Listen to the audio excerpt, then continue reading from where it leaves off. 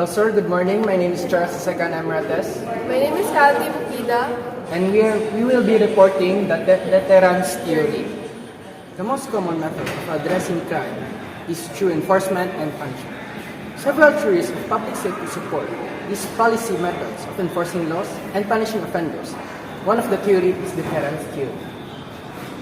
Deterrence theory refers to the scholarship and practice of how threats or limited force by one party can convince another party to refrain from initiating some other course of action. Deterrence is widely defined as any use of threats or limited force intended to dissuade an actor from taking an action. So as you can see, there's a threat for offenders if they commit a certain crime. It uses punishment to stop potential criminals from committing crimes. Economist Cesar Vicaria theorized that criminals choose to break the law only after considering the risk and the reward of their action. So, Vicaria wrote that laws exist to allow a united society free from the threat of war and chaos, like assume that each individual member of this society will always endeavor to take away from the past not only his own portion but to encroach on that of others. Laws were necessary, therefore, and a violation of laws should result in punishment, whose purpose is no other than to prevent others from committing the like crimes. So, he argued that punishment must be proportionate to the crime committed, because if two crimes have an equal punishment, there is nothing to determine from committing the greater when that crime carries a greater advantage.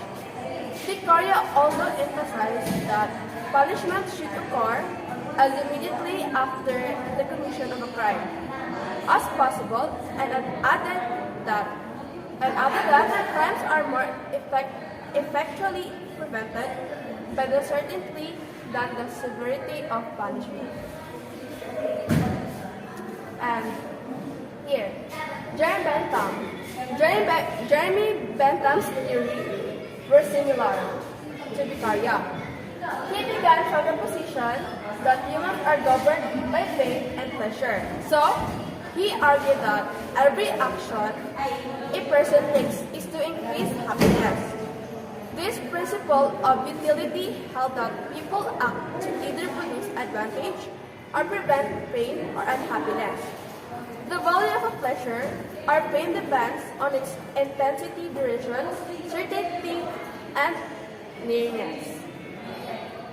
And here, Vicaria and Bentham expected that potential criminals to compare the expected benefit of committing a crime with the benefit of not committing a crime.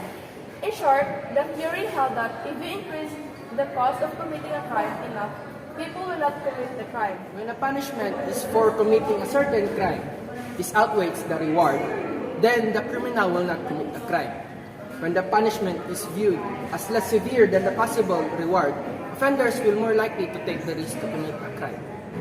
So there are three components of deterrence theory: the certainty, celerity, and severity. The certainty applies to the likelihood of being caught.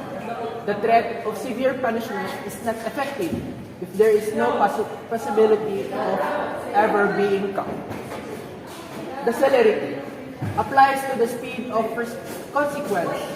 A punishment imposed immediately after an offense is more effective than the one that is imposed years after the offense. And lastly, the severity of punishment is necessary for component, since rational person might commit a crime that brings a benefit, even if punishment is significant. In addition, the punishment serves as an example to others in society that everyone is aware that a certain action is unacceptable. If we say certainty, offenders must believe that they are caught. There is no way to avoid that punishment. So if we say that celerity, offenders need to associate the punishment with the violation of the law. So the punishment must occur within a short time after the offense is committed. And lastly, we say that in severity, the offenders must believe that they commit the severe crime, that punishment will more severe in order for them to avoid that punishment. So, determining the extent to which these changes actually deter crime involves testing the assumption that the crime rate will be lower if there is an increase in the certainty, celerity, or severity of legal punishment. Deterrence is not only the reason of significant penalties. Criminal laws indicate the community's morals and values, restraining the potential violent offenders, and impose punishment from actions that society finds irreprehensible. There are maybe strong policy justification for increased penalties based on those considerations. But if the goal of the policy changes is to deter crime, research suggests that increase of likelihood of being caught has a greater deterrent effect than an increase in potential penalty. So that's all. Thank Thank you. Crime is random. It is either planned or opportunistic. Crime can be happen anywhere and anytime. Good morning everyone, I am Ian Carlo Moradilla and my topic for today is all about crime pattern theory. According to the theory, crime happens when the activity space of a victim or target intersects with the activity space of an offender, and this theory developed by Paul and Patricia Brantingham. A person's activity space consists of locations in everyday life. For example, home, works and school areas, shopping and entertainment areas. These personal locations are also called nodes. Nodes is an exact location of activity that an individual uses regularly. The course or route a person takes to and from these nodes are called personal paths. And these are the personal paths. Activity space describe an area of activity where crime can occur. And this one represents the activity space. Crime pattern theory claims that a crime involving an offender and a victim or target can only occur when the activity spaces of both cross paths. Simply put, crime will occur if an area provides the opportunity for crime and it exists within an offender awareness space. An area that provides opportunity like shopping areas or more crowded areas has a higher rate of crime. For example, this area, shopping and entertainment areas. Diri, daghang opportunity ang mga offenders para mo commit og crime diri nga area kay daghan kaayong mga tawo. And also, due to high number of potential victims and offenders visiting the area, it is highly probable that an area like this will have a lot of robbery, pickpockets, and snatching because victims bring cash with them. Another example, like here, no? If this area is very dark place, no CCTVs and no houses, this area here is good spot for committing crime. Many offenders will commit crime in this area because if this area has a high opportunity, like there are people walking, passing by. No? And another example, in this area, if this area is a traffic area, it is also probable that people may fall victim of car thefts. And many cars nga kuhaan sila mga pyesa kay para ibaligya sa mga offenders. Crime pattern theory is a way of explaining why people commit crimes in certain areas. The crime theory aids law enforcement in figuring out why crime exists in certain areas. It also helps predict where certain crimes may occur and prevent the crimes from happening. That's all. Thank you. Good morning, classmate. My name is Carindil Sagario, and I'm one of the reporter of the Rational Choice Theory, proponents by Derek Carnesh and Ronald Clark. Rational choice theory adopts a utilitarian belief that humans are reasoning actors who weigh means and ends, cost and benefit in order to make a rational choice. Individuals use their self-interest to make decisions that will provide them with the greatest benefit. So, the theorists under the rational choice theory possess that a criminal rationally chooses to commit crime and the target of a crime. Criminals evaluate available information to decide whether a crime is attractive and worthwhile. Rational choice theory looks at the three concepts: rational actors, self-interest, and the invisible hands. Rationally can be used as an assumption for the behavior of individuals in a wide range of contexts outside of economic. This is also in a political science, sociology, and philosophy. Every choice that is made is complete by first considering cost, risk, and benefit of making that decision. Choices that seem irrational to one person make perfect sense to another based on individual desire. For example, one individual may decide abstaining from smoking is the best because they want to protect their health. Another individuals will decide they want to smoke because it can relieve stress. Although the choices are opposite, both individuals make these choices to get the best result for themselves.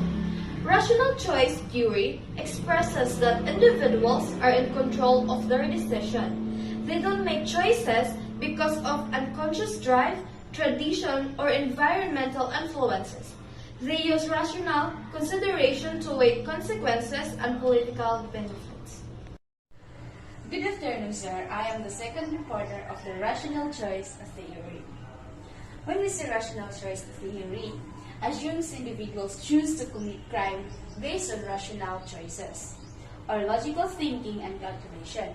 It is something like the thoughts of maximizing profits and minimizing losses. So it means that in rational choice theory, a crime might be the result of the calculated decision making, which means that before committing a crime, an offender weighs the costs and benefits of the criminal behavior versus the legal behavior.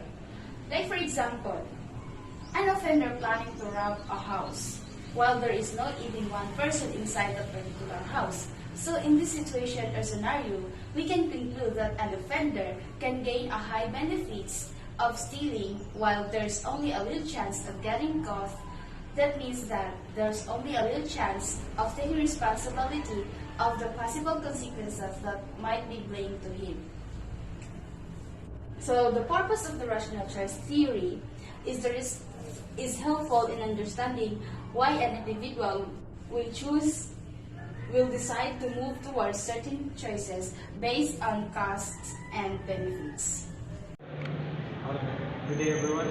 Today we're going to discuss the topic that was given to us entitled Routine Activity Theory. So, routine activity theory is a subfield of crime opportunity theory that deals with the events or situation of a crime. And It was developed by Marcus Felson and Lawrence E. Cohen in 1979. so, routine activity theory, it is an approach which tests the everyday behavior of a person. Observation of such routine activities gives the criminologist to deter or point out the hotspots or the core where a crime activities is likely to be concentrated. This theory says that for crime to occur, the three elements must be present.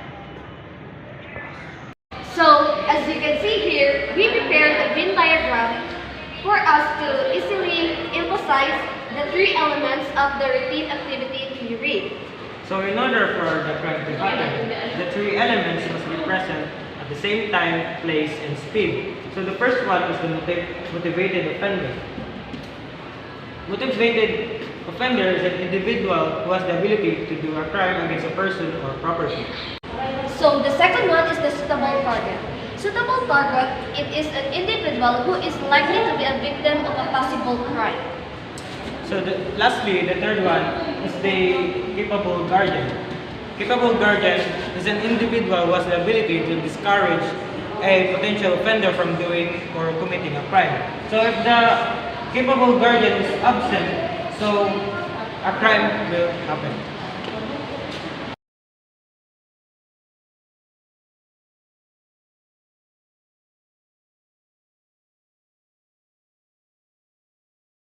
Everyone, my name is Elmi Caliente, My name is Kenjo Nalinyo.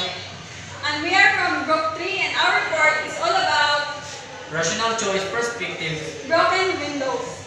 So it is based on the 1982 work of political scientist Dr. James Q. Wilson and American criminologist Dr. George L. Kelly.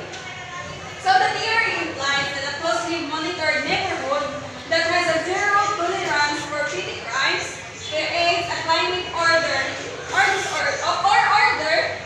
safety and lawfulness that prevents more serious crime from occurring. It also posits that disorder and crime are what casually linked in a developmental sequence in which unchecked disorder spreads and promotes crime. Both physical disorder, which are the abandoned buildings, graffiti and litter, and social disorder, which are the panhandlers, homeless, unsupervised youth, exert causal effects on crime directly and indirectly. So, sa kanilang theory of broken windows, where ang mga pulis is nag-focus sa pagbantay sa mga streets, like kanang mga abandoned buildings, kanang mga tambay po, ilang gibantayan na para ma-less daw ang crime. So in practice, in 1994, New York Police Commissioner William Bacon used the broken windows theory to initiate an aggressive enforcement campaign to reduce the escalating crime rate in the city. The police commissioner introduced what was the quality of life initiative, which based on the broken windows theory. So, sa paggamit ni kanang Commissioner Breton, sa iyang is effective siya kay na-less ang ilahang crime sa una. When he left the office, the felony crimes decreased by 40% in the city, and the homicide rate dropped by 50%. So effective siya sa una, pero kung siya kayo words, stricto lang kayo yun. And this is the conceptual model of broken windows theory, disorder, social control, and crime. Two paths links disorder to crime, and a direct path in which disorder signals community, and difference which increases crime, and a direct path in which disorder elicits actual community, and difference which weakness social control, which in turn increases crime. These effects are reinforced as weakened social control stimulates more disorder, and crime weakens social control to feedbacks. Pathways mean this is a non-recursive model. So, ang sa una daw, pag-enforce nila, paggamit nila ng mga broken windows is mas gibantayan nila ang mga streets, ang mga abandoned building. Dayon, Then, speak siya about sa graffiti arts, mga ipang sprays, kilid sa building, na o dahil ka mga magtambay sa mga kalsada, wala na sa una, kung i-enforce niya siya. Okay. Pangatong nila, makuloy na kapos nga daghan ang krimen nga may kapos. That's all, thank you. good day. We are the reporters of the Situational Crime Prevention, and I'm Examinee Montefalcon. And I am Edwin Moro. So let's proceed. Situational crime prevention is based in the belief that crime can be deterred by making strategic changes to an environment. So, ang situational crime prevention ay nag-base siya kung saan pag-less ang crime sa environment. So, naan siya kita ng gitawag na murag strategies bitaw para maless ang crime sa atong surroundings. So, in furthermore about sa situational crime prevention, situational crime preventions, chronological perspective that calls for expanding the crime reductions rule well beyond the justice system. So, ang perspective sa situational crime prevention is nag-base sila sa rules sa justice para kung saan ang crime rate sa atong environment. So,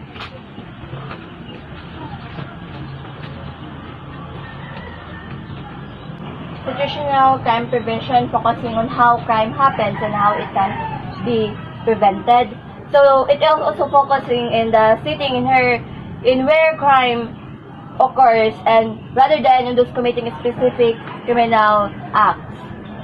So, situational crime prevention is based on 4 components. So, there are rational choices, specificity, and opportunity, structure, and techniques. So, number 1 is rational choices. So, ang rational choices is involve the understanding that through the process of offenders who choose how to commit a crime.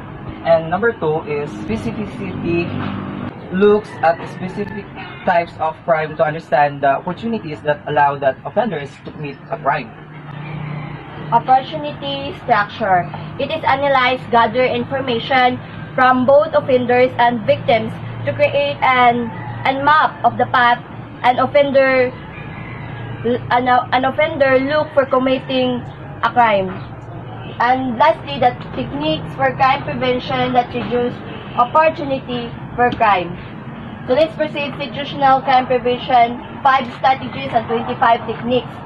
So the strategies, ang strategies mao ni ang mga primary level of organization. Ang techniques ani mao ni ang mga strategies. First, the increase effort, increase risk, reduce reward, reduce stimulus, and remove excuses.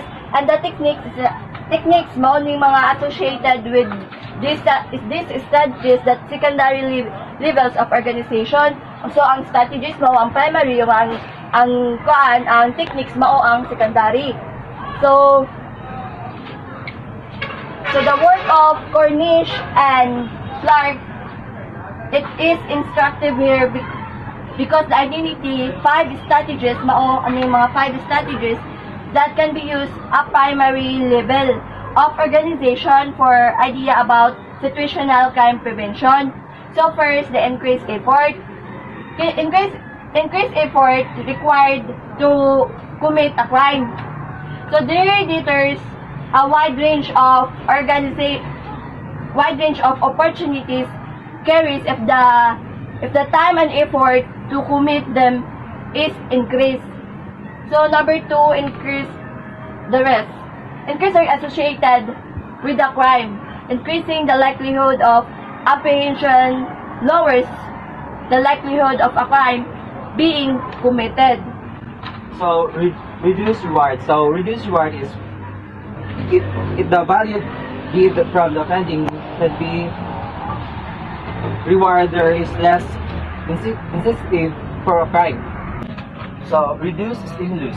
So, reduce stimulus that provoke crime. Carefully management of the social and physical environment reduce incentive for a criminal. So, remove excuses.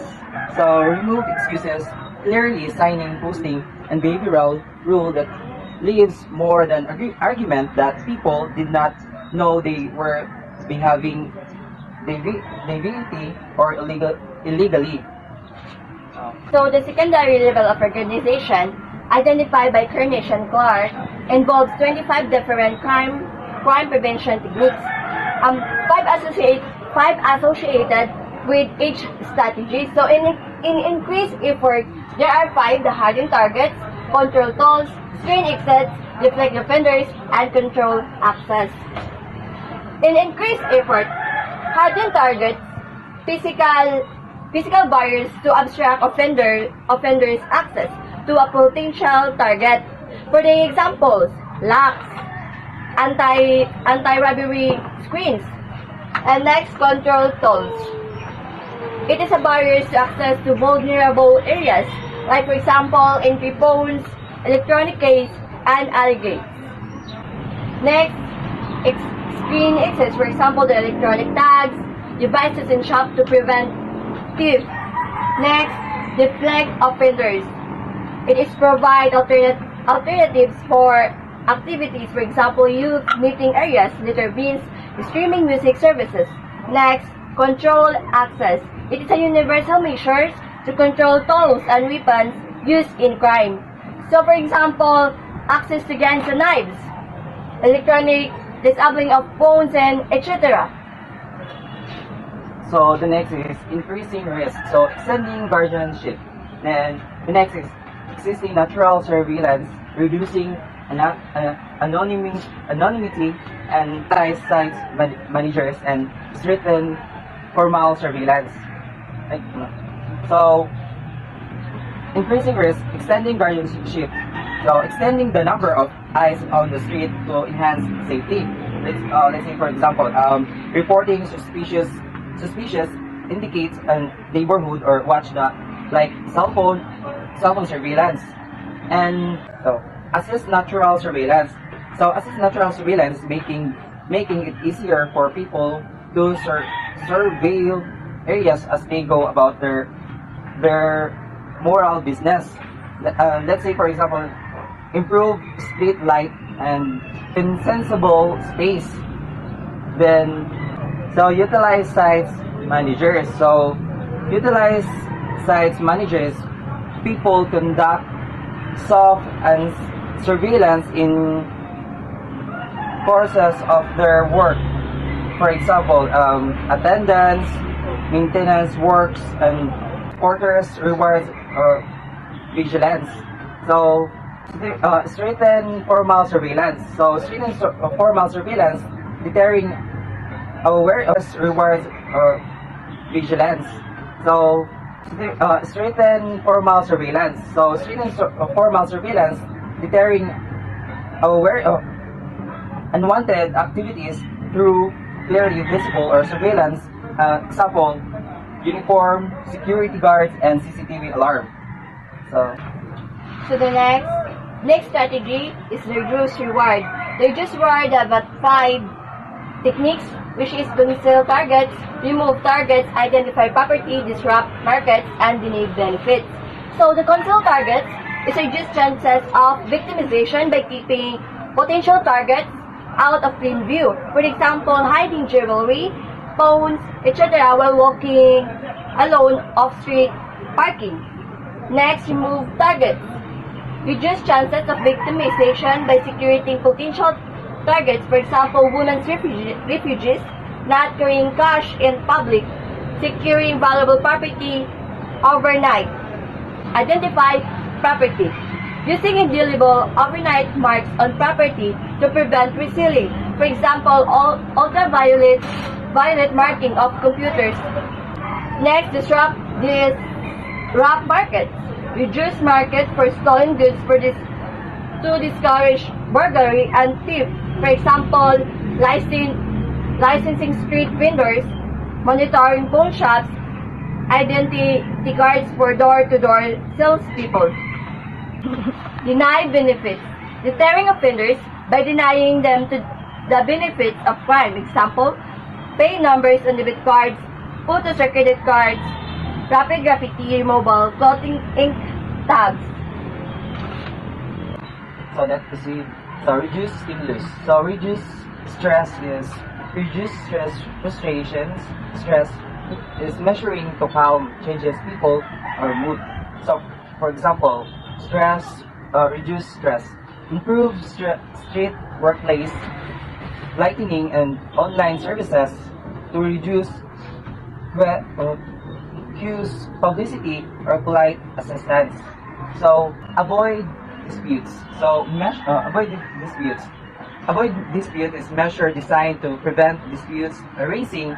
For example, 5 cab fans, traffic reductions, measure separating wheel spans, strategy, reduce rewarding in pubs. Reduce emotional arousal. So reduce emotional arousal is measured to eliminate emotional responses. Banning hate speech, convicted pedophiles, not houses near school.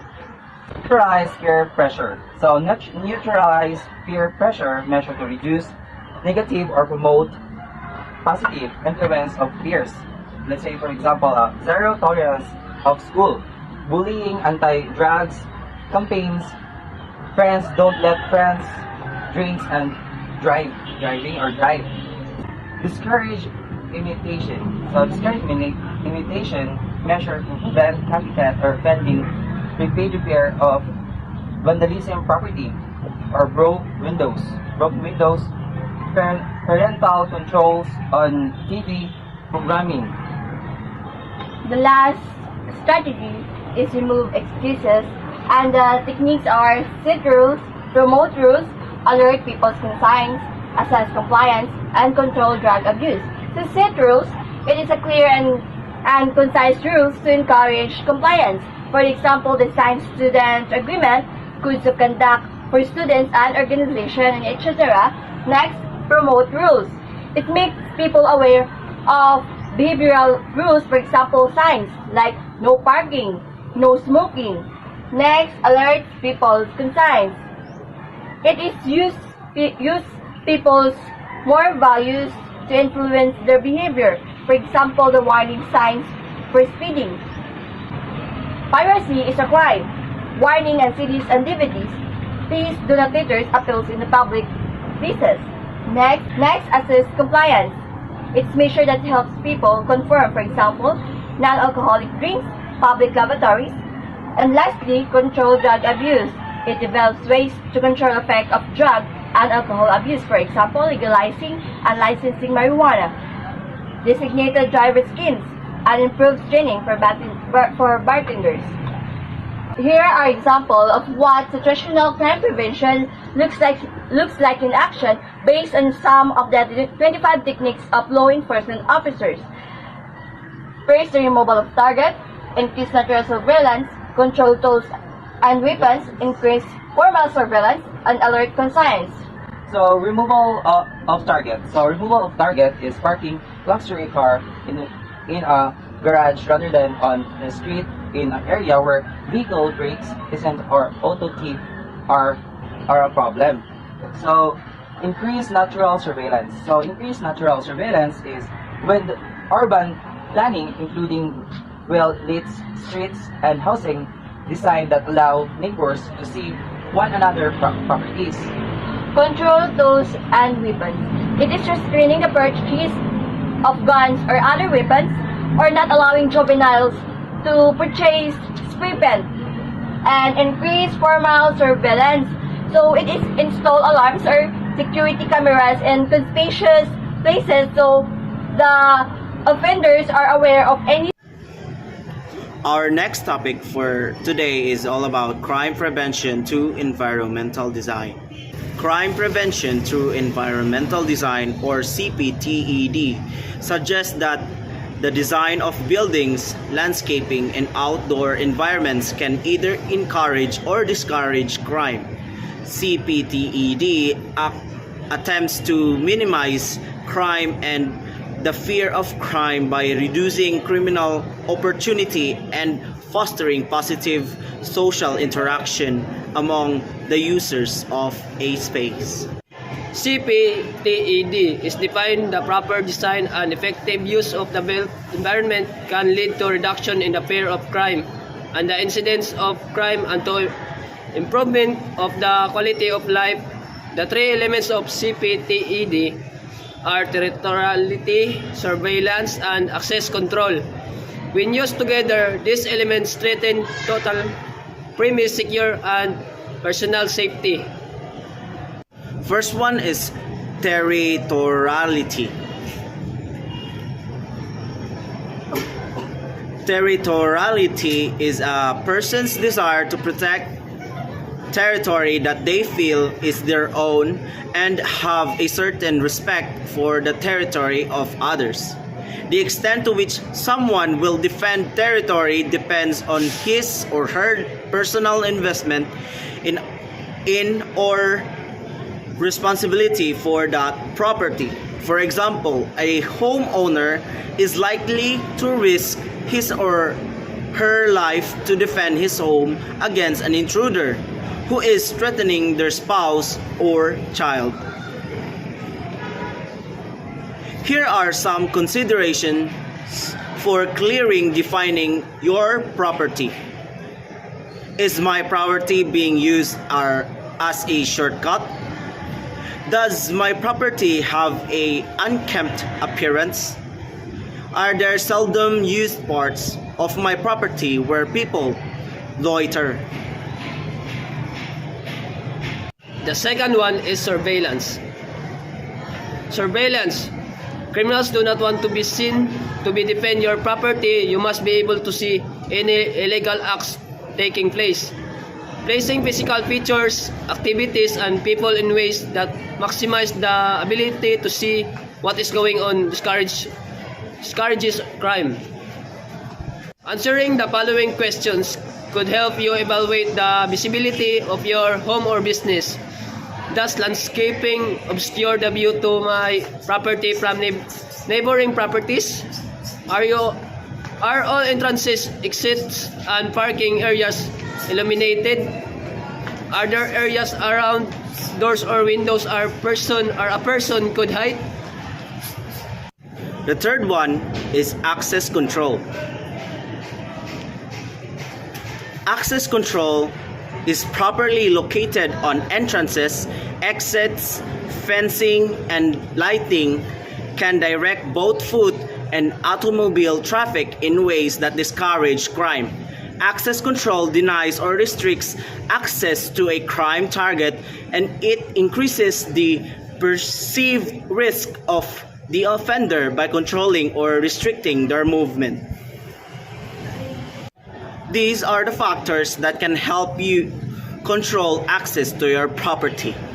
Can people trespass on my property without being seen by others?